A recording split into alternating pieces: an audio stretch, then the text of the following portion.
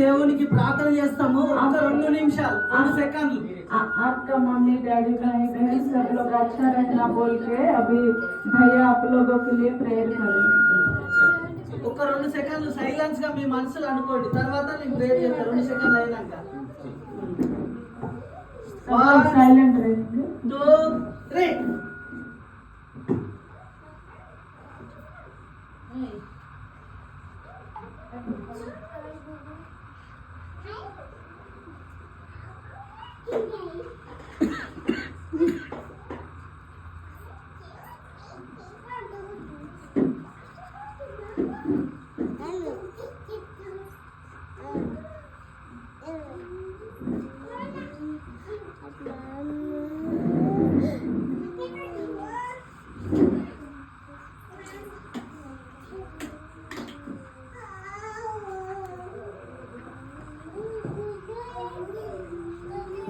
మంచిదండి, ప్రార్థన చేద్దాం।